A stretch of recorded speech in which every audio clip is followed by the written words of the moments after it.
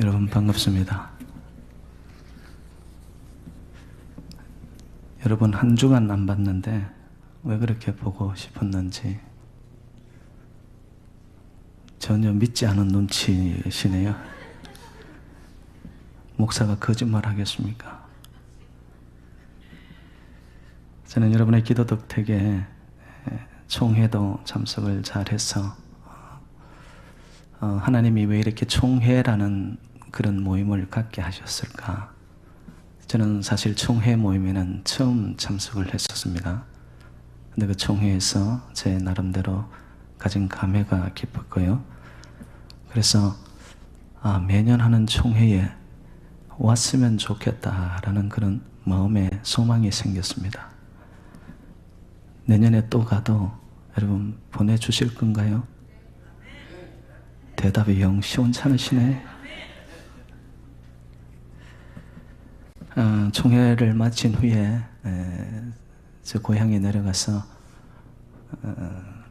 초기 치매 증상으로 이렇게 몸이 좋지 않은 아버지를 배웠습니다.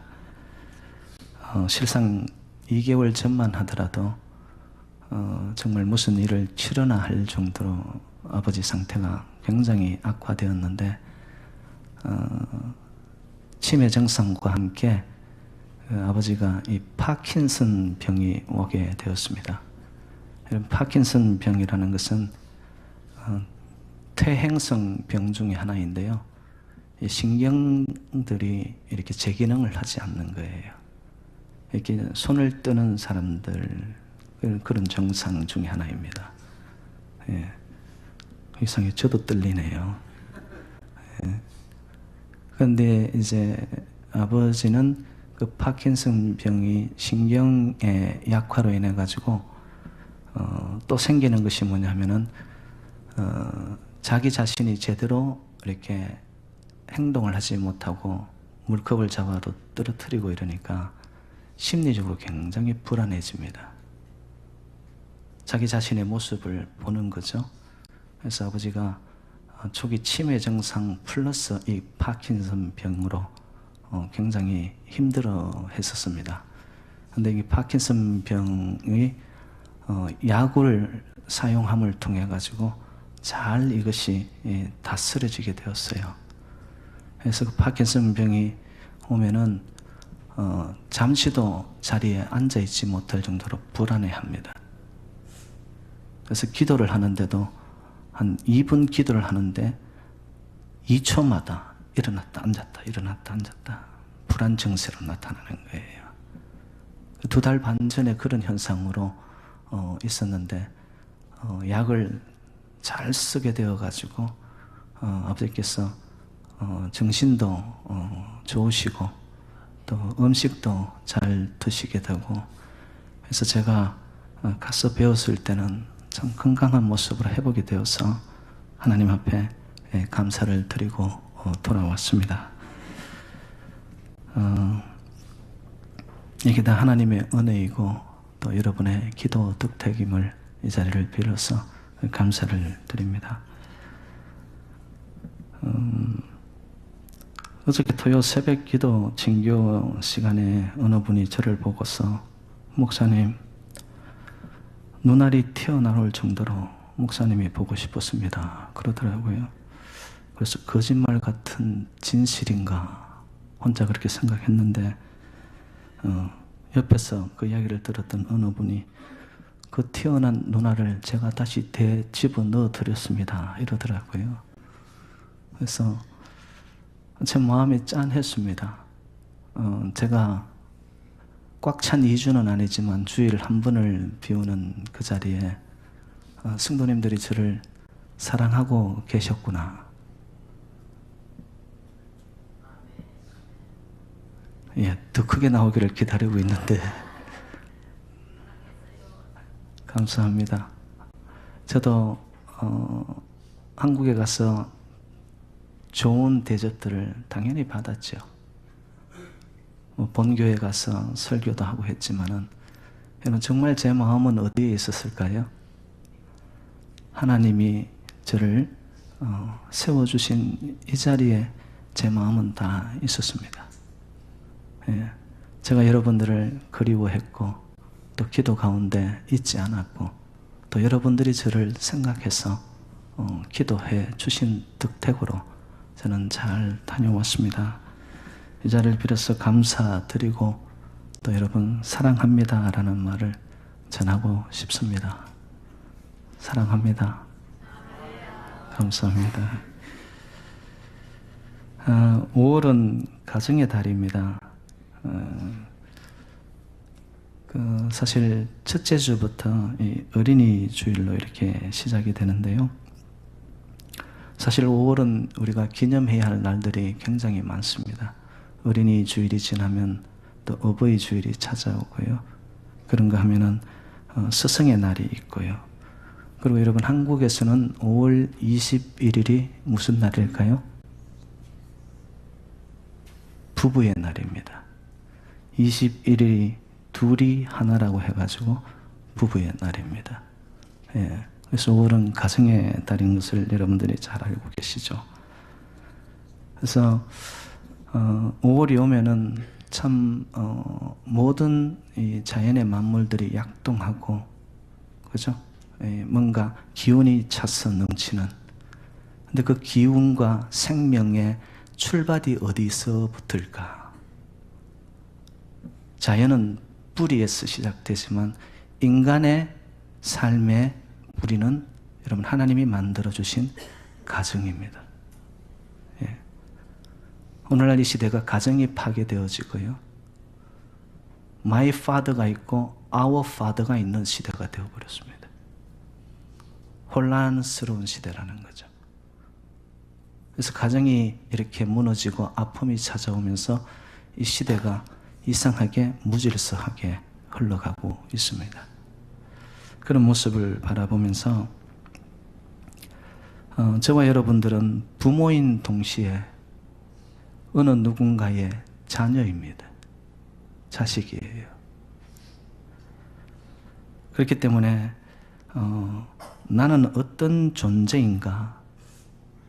여러분 그것은 반드시 뿌리를 찾아가야 됩니다. 그 뿌리를 통하여서 우리는 내가 누구인가를 확인하는 거죠.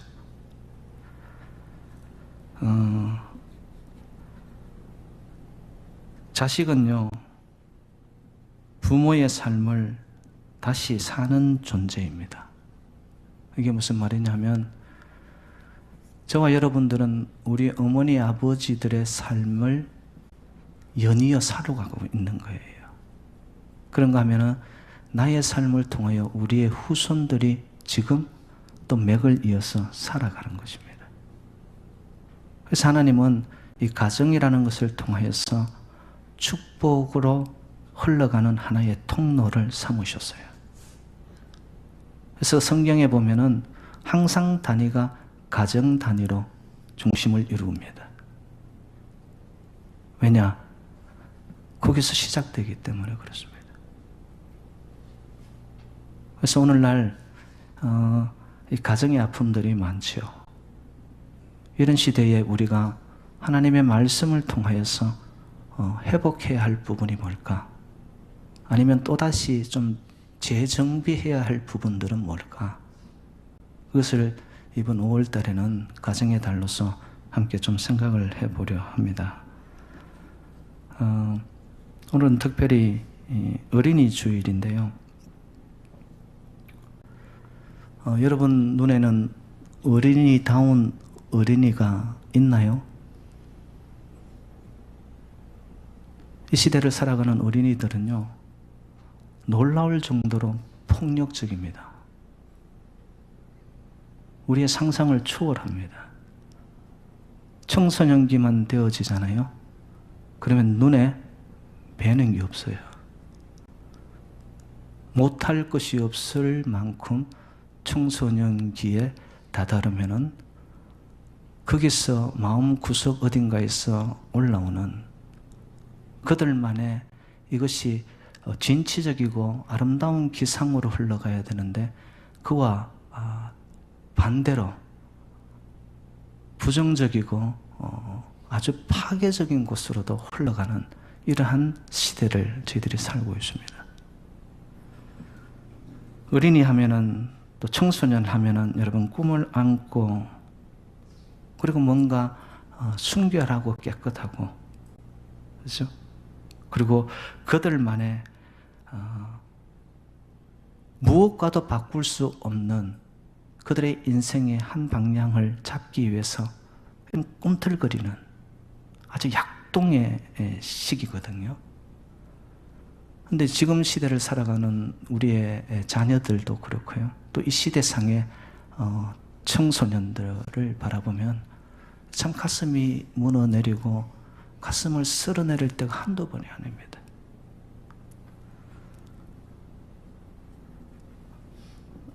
그 이유가 뭘까? 어느 전문가가 이 신세대의 특징 세 가지를 이야기를 했습니다. 첫 번째는 뭐냐? 개인적이라는 거예요. 이기적이라는 거예요. 자기밖에 모른다라는 거예요. 두 번째, 흥미 위주라는 겁니다. 아주 재미있고 우리의 말초신경을 자극하는 무언가가 있다면 거기에 푹 빠져드는 거예요. 컴퓨터 문화 잘 아시죠? 거기가 너무 재밌는 거예요. fun. 재미를 따라가는 동안 삶의 의미를 잃어버리는 거예요. 세 번째, 자기 사랑입니다.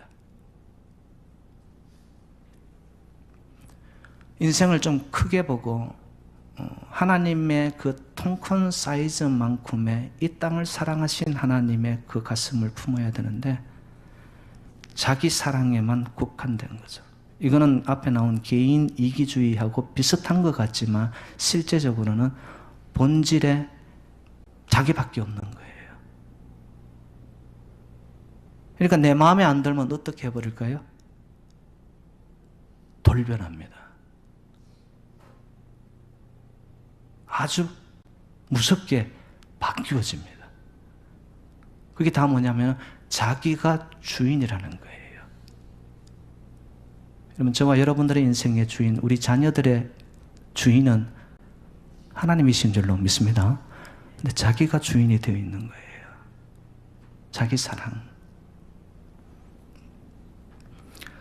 그리고 이 시대가 보면 인본주의적 물질 문명으로 인해 가지고요. 우리의 인격과 영성들을 파괴시키는 문화들이 너무나 팽배해져 있습니다.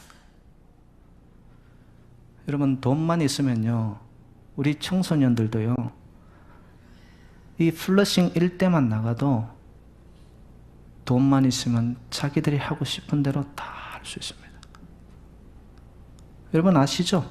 맨하탄 맥가에 가면은 눈을 뜨고 볼 수 없는 여러 가지들의 자극적인 것들. 이게 다 어디서부터 왔느냐? fun. 흥미, 재미, 물질, 더 나아가서 자기 이기적 사고 속에 잡혀 있으니까. 재미만 있으면 나를 채워주는 거니까 그게 인생을 걸어버리는 거예요.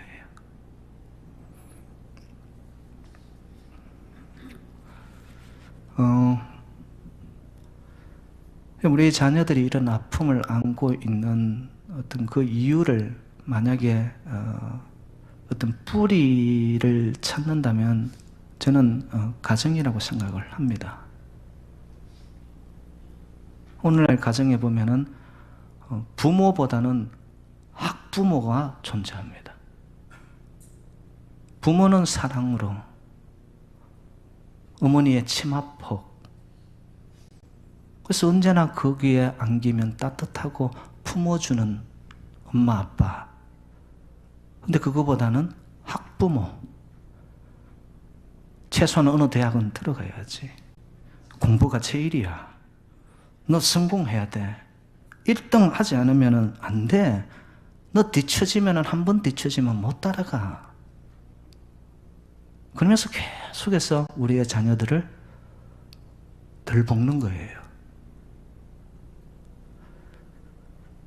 여러분, 우리 자녀들을 부모들이 덜 볶는다고 부모들이 원하는 방향으로 나아가던가요?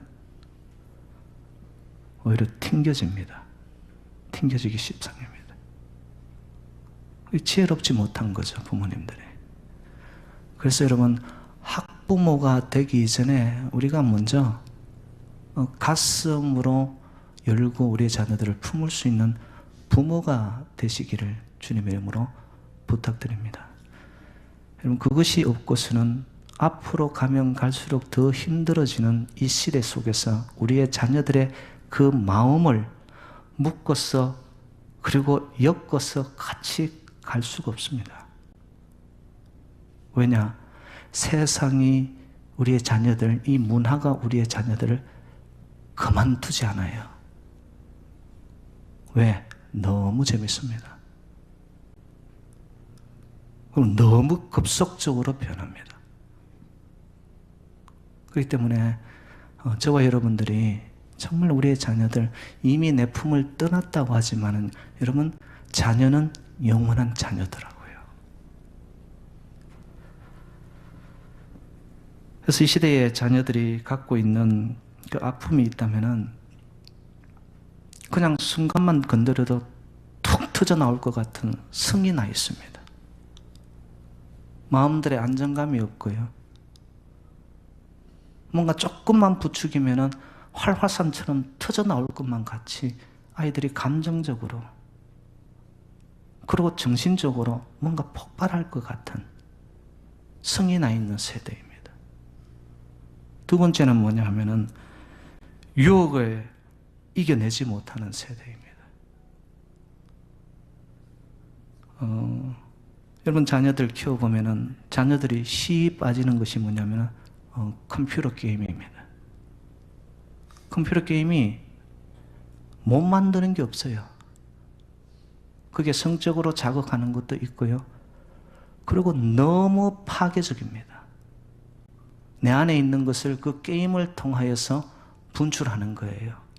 부수고 깡그리 무너뜨리고 그럼으로써 자기가 쾌감을 얻는 거예요.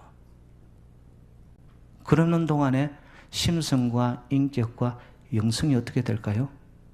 무너지기 시작하는 거죠. 그런가 하면은 여러분, 그 선전적인 영상들이 엄연히 컴퓨터에 돌아다닙니다. 쉬이 우리의 자녀들은요, 그런 곳에 접속 가능하고요. 요즘은 페이하지 않아도 돼요. 이전에는 그런 그림들은 페이를 해야지만 되지만, 여러분 정말이에요. 한번 이렇게 사이트에 들어가서 이렇게 타이핑을 해서 쳐보세요. 그냥 팍팍팍 뜹니다. 눈을 가려야만 될 정도의 그림들이 뜨는 거예요. 근데 그런 것이 게임으로 되어서 또 만들어져 나옵니다. 노출되어 있는 거죠. 그런 유혹에 쉬이 빠져듭니다. 여러분들은 전혀 아닌 것처럼. 근데 여러분, 컴퓨터 앞에 앉으면 한두 번은 여러분들도 나도 모르는 사이에 여러분 접속을 하셨을 거예요. 세 번째, 우리의 자녀들의 세대는 뭐냐? 성이 나 있고요. 그리고 그런 유혹 속에서 이 영혼들이 파괴되어지면서 삶에 대한 할 수 있다라는 생각보다는 할 수 없다라는 부정적인 마음으로 흘러가기 시작합니다. 그러면서 자녀들이 쉽게 포기해버립니다. 여러분, 자녀들 중에 무언가를 하겠다고 하는데 오래 가지 못하는 이유가 뭐냐? 이게 세대의 하나의 사인입니다. 깊이 파고들지를 못하고요. 덤벙덤벙 되는 거예요. 이거 했다, 저거 했다. 왔다 갔다 하는 거예요. 이게 시대의 하나의 여러분 사인으로 나타나는 거죠.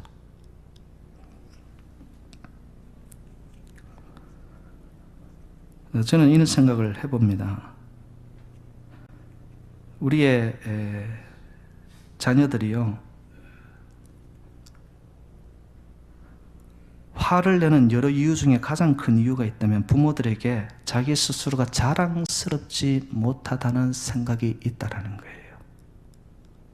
달리 표현하면 부모님들이 나에 대해서 만족하지 못하다는 생각이 깔려 있기 때문에 그 생각이 부정적으로 튀어오르는 거예요. 그러면서 쉽게 유혹에 빠지고요. 그리고 부모님에게 반하는 삶으로 내 인생을 쉽게 포기해버리는 거예요.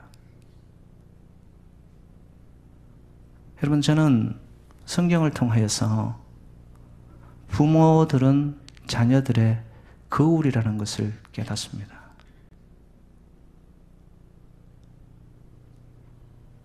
정말 자녀들에게 우리가 보여주는 대로 그들은 스폰지처럼 흡수하는 거예요. 예, 세대의 탓을 할 수도 있습니다.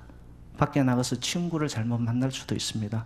그런데요, 아무리 밖에 가서 마음이 힘겹게 살아가는 자라 할지라도 가정 안에서 그 영혼을 위해서 정말 보담고 한 영혼을 위하여서 하나님이 한 영혼을 위해 목숨을 던질 수 있듯이 부모들이 말입니다, 그 자녀를 위해 그런 마음으로 다가가면 돌아서지 않을 자녀가 없다고 믿습니다. 이처럼 가정이 중요한 거예요.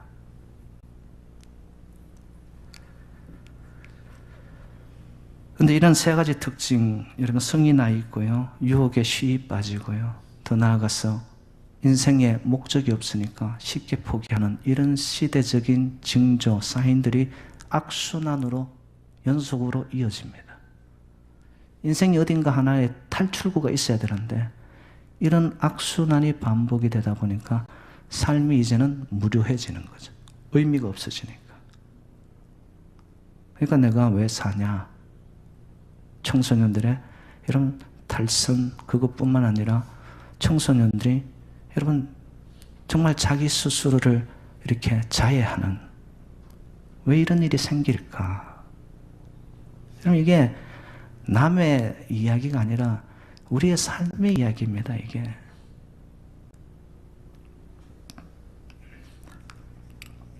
오늘 본문 속에서 요셉이라는 한 사람을 만납니다.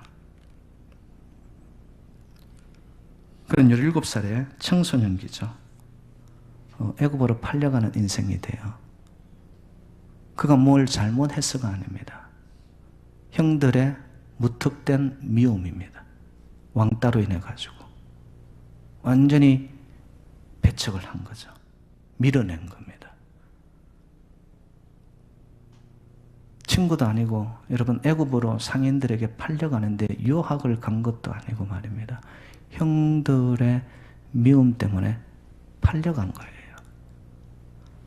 그래서 오늘 보면 1절에 이렇게 표현하죠. 요셉이 이끌려 애굽에 내려가매.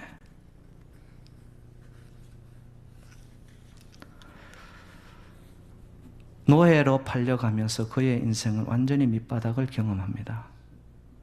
자의적인 것이 아니라 타의적인 것으로 인해서, 그것도 피부치였던 피를 나눈 형들로 인해서. 여러분, 가히 짐작이 가십니까?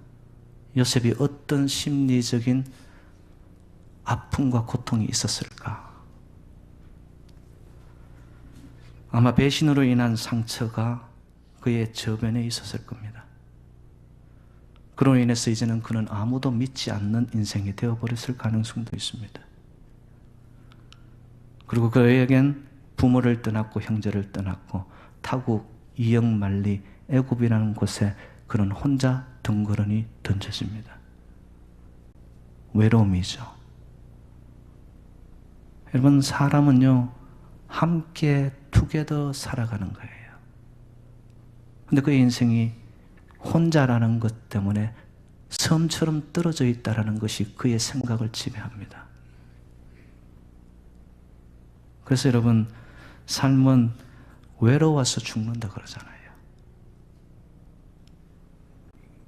그리고 노예의 신부로 팔려갔기 때문에 그는 무시당함, 이것이 다반사였습니다. 손가락질, 침뱉음, 발길질, 시키면 시키는 대로 해야 되는, 자기의 의, 자기 주장이라고는 있을 수 없는 참 비참한 인생이죠. 그리고 그는 절망으로 인해서 그의 삶에 대한 긍정적인 희망보다는 그가 밑바닥 인생이 되었고 그가 팔렸다라는 여러 가지의 마음의 상처 때문에 그는 절망으로 인해서 그의 삶은 부정적으로 정말 눌려진 용수철처럼 어디로 튈지 모르는 그의 마음의 상태. 이거는 우리가 충분히 상상력을 동원해 가지고 그림을 그릴 수 있습니다. 그리고요, 그가 오늘 본문에 보니까 그의 영모가 아름답고 준수했다고 그러죠. 아마 젊은 나이에도 그 정도였다는 것은 참 인물이 좋았나 봐요. 그러니까 보디발의 아내가 유혹의 손길을 뻗치기 시작하죠. 요셉을 가만두지 않는다라는 거예요. 그런 상황 속에서 그것에 응하지 않는다고 해 요셉은 억울하게 감옥형이 됩니다. 아무 잘못이 없습니다. 그런데 그는 감옥으로 보내어질 수밖에 없는 누명을 쓴 인생이 됩니다. 참 인생이 이렇더라고요. 나는 정직하고 나는 진실하고 나는 그래도 바르게 살려고 하는데 이 세상이 말입니다, 때로는 우리를 올무에 빠뜨리더라고요. 그런 인생들이 있어요. 요셉이 그와 같습니다. 마음으로 아픔을 안고 있는데 외적으로도 그는 누명을 써 감옥에 갇히게 되는. 그래서 요셉에게는 두 아들이 있었습니다. 므낫세와 에브라임. 근데 므낫세, 그 이름의 뜻이 뭐냐? 고통을 잇다라는 뜻입니다. 얼마나 그의 인생 자체가 고통스러웠으며 아들을 낳았을 때 얼마나 기쁨이 있는데도 그 아들의 이름을 이제는 내 고통을 잊었다라고. 그 정도로 이 요셉의 삶에는 여러분 말 못할 아픔이 차곡차곡 쌓여 있었던 거죠. 그런 그가 어떻게 보면 인생의 아픔과 인생의 외로움과 인생의 무게로 인하여서 막 살 수도 있고 튕겨나갈 수도 있었던 그의 인생이지만 성경은 그의 인생을 놓고서 그는 형통한 자가 되었다라고 증언하고 있습니다. 어떻게 이것이 가능할까? 30세가 되어 애굽의 총리로 우뚝 서게 됩니다. 여러분 17세에 팔려가서 30이면 13년이라는 세월 생각을 해보십시오. 그저 10년 한 세대라고 이야기하는데 한 세대 동안에 그의 삶은 완전히 회복이 됩니다. 전화위복이 됩니다. 노예의 신분에서 총리가 되어지는. 여러분 이게 어떻게 가능했을까요? 오늘 본문은 그 해답을 이렇게 말하고 있습니다. 2절 말씀에 여호와께서 요셉과 함께 하심으로 그가 형통한 자가 되어, 5절 말씀에 여호와께서 요셉을 위하여. 여러분 저와 여러분들의 인생뿐만 아니라 우리의 자녀들이 삶의 현장 자리에서 아무리 힘겹고 어렵고 절망의 자리에 떨어져 있다 할지라도 전능자 하나님이 저와 여러분의 인생을 붙잡고 우리의 자녀들과 함께 하시고 주님이 갈 길을 열어주신다면 우리의 자녀들도 반드시 형통케 될 줄로 믿습니다. 하나님의 말씀입니다. 우리는 우리의 자녀들을 바라보면서 쉽게 절망합니다. 내 생각대로 되지 않는다고 조금만 성적이 떨어져도 우리의 자녀들을 향하여 우리는 마음을 닫아버리고 그들을 향하여 rebuke, 손가락질하기도 하고 그들을 향하여 몰아치기도 합니다. 그런데 여러분 아십니까? 하나님은 안 된다는 그 자리, 절망의 그 자리, 끝난 그 자리, 막혀진 그 자리에서 하나님이 함께 하신다면 우리의 자녀들은 반드시 길이 열려질 줄로 믿습니다. 안 되는 그 자리에서도 하나님은 새롭게 만들어 가신단 말이에요. 그러면 우리의 자녀들에게 도대체 무엇을 심어줘야 할까요? 성공해라, 돈 많이 벌어라, 인기를 누려라. 여러분, 그렇게 말하기 전에 여러분, 우리의 자녀들에게 하나님을 심어주는 하늘의 지혜가 여러분에게 있기를 주님의 이름으로 축복합니다. 그들에게 말씀을 전하세요. 정말 하나님이 그들의 인생의 축이 되도록 만들어주세요. 그들이 해달라는 것 다 해주는 것, 그것이 우선이 아니라 그들에게 정말로 변치 않은 하나님의 사랑과 하나님의 임마누엘의 동행이 그들과 함께 한다는 것에 있어서 조금이라도 양보하지 않는 믿음을 그들에게 심어줄 때, 하나님은 우리의 자녀들이 지금 아픈 곳 가운데, 떨어진 곳에, 그 누구의 자리에도 우리가 다다를 수 없는 아픔 속에 있다 할지라도 하나님을 향한 믿음을 가진다면 바로 그 자리가 하나님의 반전의 자리, 역사하시는 자리가 될 줄로 믿습니다. 요셉이 바로 그랬잖아요. 감옥에서, 아무도 없는, 친인척도 없는 자리에서, 부모도 없는 자리에서 하나님이 그와 함께 하시니,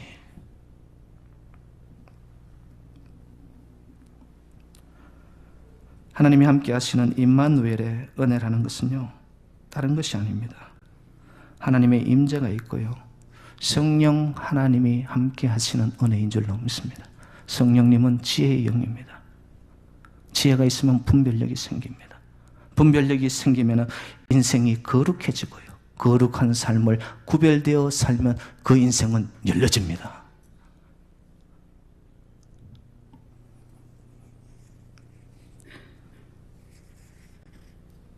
지금 제가 이렇게 종이를 갖고 있지만 여러분, 이 종이 한 장은 별것 아닙니다. 제가 찢어버리면 그냥 찢어지고요, 구겨가지고 던져버리면 이건 휴지예요, 여러분.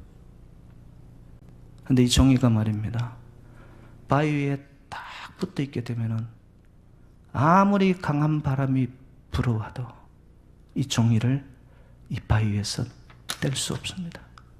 깨뜨릴 수 없습니다. 찢어낼 수 없습니다. 여러분, 우리의 자녀에게 여호와는 너에게 피할 바위시요 힘이시요 산성이시요 능력이 된다는 것을 가르쳐 주시기를 주님의 이름으로 부탁드립니다. 너희들의 인생이 전능자 바위이신 하나님께 붙어 있기만 하면 하나님은 너희들을 놓지 않는다고. 여러분, 우리는 하나님을 잡았다고 놓을 수 있습니다. 그런데 너희들의 인생이 하나님께 붙어 있으면 하나님은 우리를 실망시키지 않고 우리를 놓지 않으시는 신실하시고 성실하신 하나님이신 줄로 믿습니다. 나의 도움이 어디서 올까? 천지지으신 여호와에게서로다. 할렐루야. 우리의 도움이 어디서 오는 거예요? 우리의 자녀들의 앞길에 열림이 어디서 오는 거예요? 우리의 자녀들의 생각에 한순간을 붙잡아 줄 수 있는 그 권세는 어디서부터 오는 거예요? 하나님이 우리의 자녀들을 붙잡아 주어야지만 이 혼란한 시대를 이겨나가는, 승리하는 우리의 자녀들이 될 줄로 믿습니다. 제가 어제 새벽에 늦게 성경 문제를 내는 가운데 에스라 8장 22절이 눈에 확 들어왔습니다. 우리 하나님의 손은 자기를 찾는 모든 자에게 선을 베푸시고 자기를 배반하는 모든 자에게는 진노를 내리신다. 여러분, 자녀에게 믿음을 심어주시고 하나님을 소개하셔서 하나님의 능한 손이 우리의 자녀들을 붙잡아 선의 길로, 승리의 길로, 의의 길로 나아가시기를 주님의 이름으로 축복합니다. 그런데 그렇게 되지 않을 때, 하나님을 모를 때, 하나님을 멀리할 때, 말씀을 멀리할 때 우리의 자녀들에게는 진노가 나타납니다.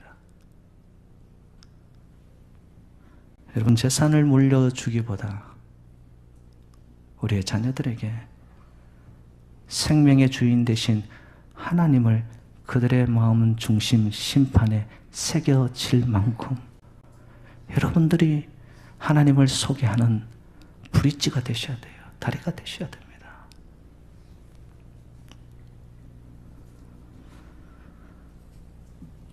다니엘은요, 다른 나라에 팔려갈 정도의 신세였습니다. 근데 그는 하루 3번 예루살렘을 향하여 창문을 열고 기도하면서 하나님을 놓지 않았습니다. 그런 그를 사자굴에서도 하나님은 살려내시고요. 느부갓네살 왕, 다리오 왕, 고레스 왕 3대에 걸쳐서 다니엘은 다른 고관들과 방백들 위에 다스리는 총리가 됩니다. 여러분, 3대 정권이 바뀌는 대로 한 사람이 동일하게 그 자리를 지킬 수 있다는 것은 현실적 정치에서는 불가능합니다. 근데 어떻게 다니엘은 그런 위대한 인물이 되었을까? 하나님을 경외하고 하나님을 높이고 그의 인생을 하나님께 송두리째 맡겼기에 하나님이 그를 붙잡으시사 이 땅 위에서 높이신 줄로 믿습니다. 저는 우리의 자녀들이 좀 그렇게 되기를 소망합니다. 우리의 자녀들에게 인생의 노하우, 어떻게 살아갈지를 가르치기 전에 know what, 무엇을, 방향을, 누구를 붙잡아야 되는지를 여러분 가르쳐 주실 수 있기를 주님의 이름으로 부탁합니다. 노하우를 알면요, 인생은 쉽게 살아갈 수 있지만 인생은 갈팡질팡 혼란 속에 빠질 수 있습니다. 왜? 방향이 엉뚱한 곳으로 달려갈 수가 있기 때문에. 그런데 know what, 하나님이 내 인생의 주인이야. 하나님을 알면은 하나님은 너를 실망시키지 않는단다. 너의 인생 평생도록 여호와 하나님을 찬양하며 살기를 바란다. 어린 시절부터 우리의 자녀들에게 하나님의 말씀을 심어줄 때 우리의 자녀들은 반드시 하나님을 알고 하나님을 믿기 때문에 하나님의 능한 손이 우리의 자녀들을 이 땅 위에서도 높여주실 줄로 믿습니다.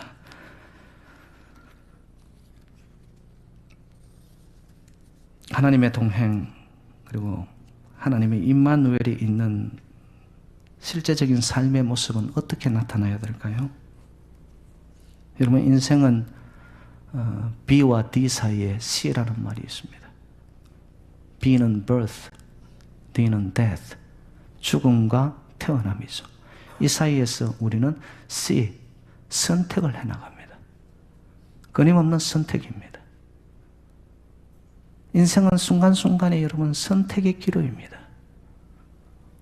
그런데 하나님과 동행하는 자, 하나님을 알고 믿고 가는 자들의 인생의 선택은 어떻게 되어야 될까요?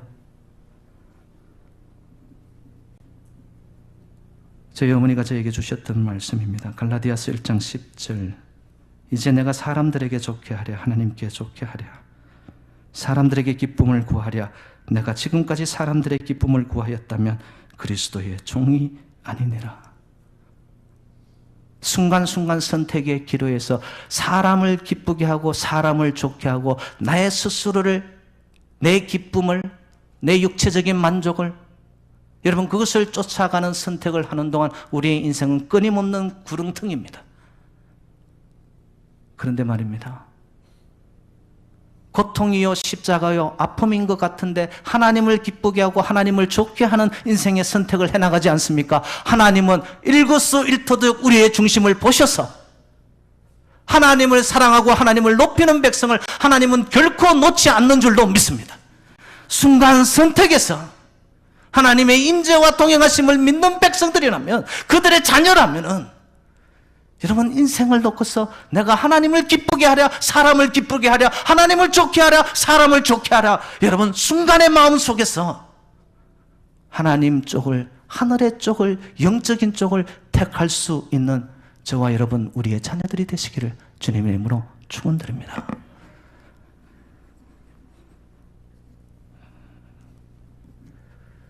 모세의 기적이라는 한 청년이 있습니다. 그는 태어날 때에 거의 죽은 목숨처럼 태어납니다.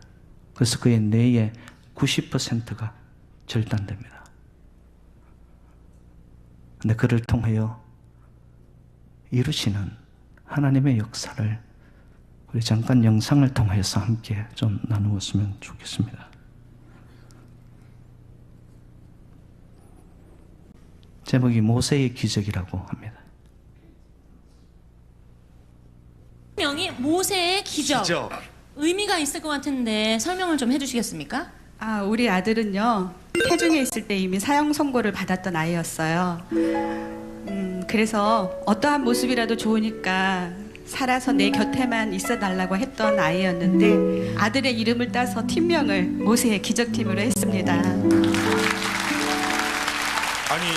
지금 이 무대에 올라와서 노래를 할 수 있는 것만으로도 기적이라고 말씀하시는 거 보니까 모세 씨가 생각보다는 좀 많이 불편하신가 본데, 지금 현재 어디가 그러면 불편한지 좀 말씀을 해주실까요? 임신 4개월 말경에 초음파 검진을 통해서 아이의 머리 뒤쪽 부분에 뼈가 형성이 되지 않은 부분으로 안에 들어 있어야 할 뇌가 밖으로 다 쏟아져 나와서 살 수 없다는 진단을 받았었습니다. 그래서 시간이 돼서 수술실로 데리고 가려고 들어오는 순간에 아이의 태동을 느꼈어요. 의학적으로는 1%의 희망도 없다는 얘기를 했어요. 그래서 저희 남편이 그러면 이 아이가 수술을 해서 산다고 하면은 그것은 의학이 한 일이 아니라 신이 하실 일이겠네요 라고 하니까 맞다고 얘기를 해서, 그럼 우리는 기도할 테니까 선생님들은 최선을 다해서 수술을 해주세요 라고 해서 태어난 지 3일째 되는 날 밖으로 나온 뇌를 모두 절단하는 수술을 했어요. 그리고 나서 의사분께서 말씀하시기를 대뇌의 70%, 소뇌의 90% 이상을 절단을 해서 이제 이 아이는 보지도 못하고 듣지도 말하지도 걷지도 못하며 온몸의 장애가 너무 극심해서 얼마 살 수 없을 거라는 이야기를 했어요. 하루만이라도 내 품에서 아이에게 우유를 먹이고 싶은 마음에 퇴원을 시켰어요. 그리고 집에 데리고 와서 본 아이는 정말 사람의 모양이 아닌, 너무나도 말라서 그냥 숨을 쉬고 있다는 그 자체가 바로 기적이었어요. 그런 아이를 보면서 그래, 어떠한 모습이라도 좋으니까 그냥 내 곁에 살아서만 있어 다오 이렇게 기도하면서 있었는데, 어느 날 아이가 말문이 트였어요. 5살 때에. 모세가 노래도 스스로 익혀서 하기 시작했다고 들었거든요. 지금 모세의 장애가요, 지체장애하고 지적장애, 시각장애, 그리고 한쪽 귀도 들리지를 않아요. 그래서 노래하는 게 다 듣고 외워서 지금 부르고 있어요. 모세군, 노래 부르면 기분이 어때요?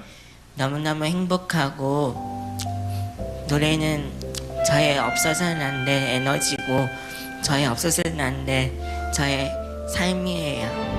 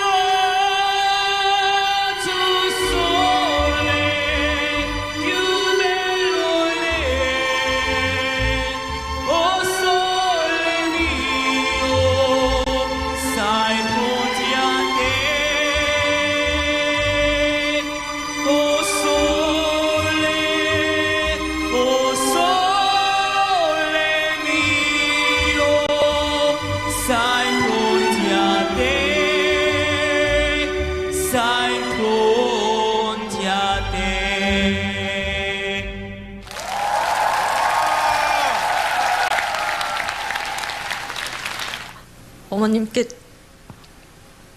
감사하다는 말은 부족할 것 같아요. 특히 또 이렇게 잘 커준 우리 모세 정말 멋있습니다. 정말 멋진, 세상에서 가장 멋진 사나이예요. 우리 어머님 정말 대단하세요. 우리 모든 이 세상의 엄마들이 박수 보내드리고 응원 보내드려야 될 것 같아요. 우리 모세 고맙습니다. 이 모세군은 장애인 올림픽 개최 축하송을 하고요. 또 지금은 복음의 전도자의 사명을 감당해 나가고 있습니다. 이 한 사람을 통하여서 많은 이들에게 생명을 전하는데요. 예, 노래 한번 들어보시기 바랍니다. 예, 틀어주세요. 저거는 계획이 없었는데 우리 원장님이 또 틀으셔가지고.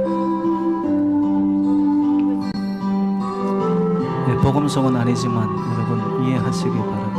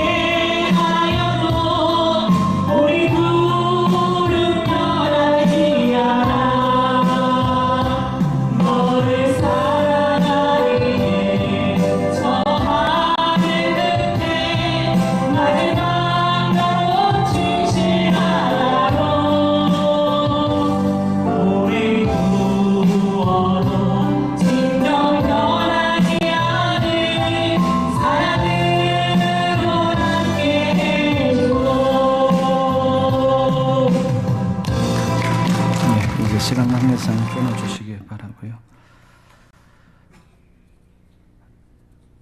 이 세상에 태어날 수 없었던 한 존재이지만 그 어머니의 한순간 느껴진 태동, 선택이었습니다. 하나님을 믿었습니다. 그런데 지금 이 모세군은 세계를 향하여 뻗어나가며 복음의 전도자가 되어 있습니다.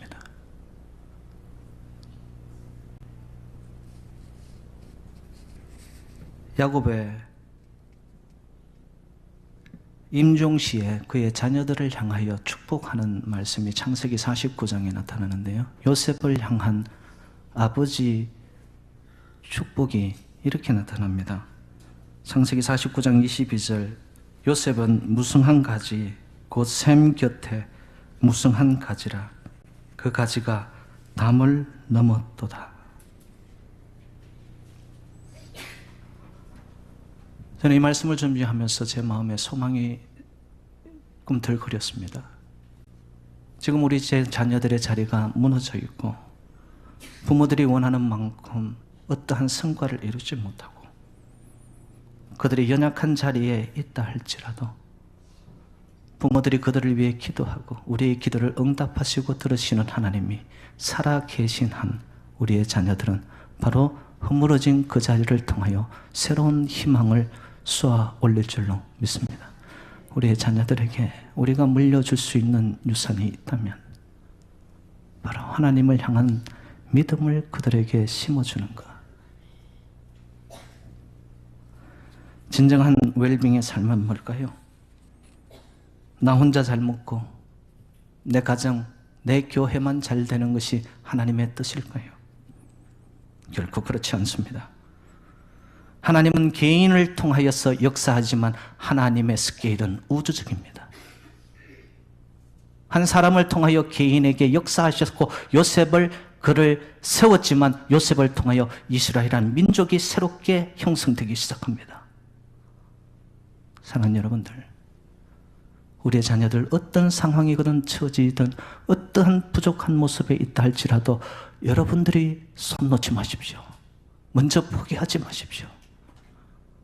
그들에게 하나님이 살아계시고 하나님은 역사하시고 하나님이 그들의 심령에 들어가기만 한다면 하나님은 연약한 자들을 통하여 강한 자들을 우습게 부끄럽게 만드는 것이 하나님의 역사인 줄로 믿습니다. 우리의 자녀들 반드시 기도하는 부모가 있는 저희의 자녀들, 하나님이 이 시대에 필요로 하는 놀라운 일꾼들로, 그래서 그들의 삶이 여러분 샘 곁에 가지처럼 끊임없이 스프링, 하나님의 은혜로, 하나님의 축복으로, 하나님의 역사로 그들의 삶이, 가슴이 새로워지면서 그들의 인생은 가지가 되고 잎이 나고 꽃이 피어 열매 맺어 담장을 넘어가는 축복의 유통업자로 쓰임받는 우리의 자녀들이 되시기를 주님의 이름으로 축원드립니다.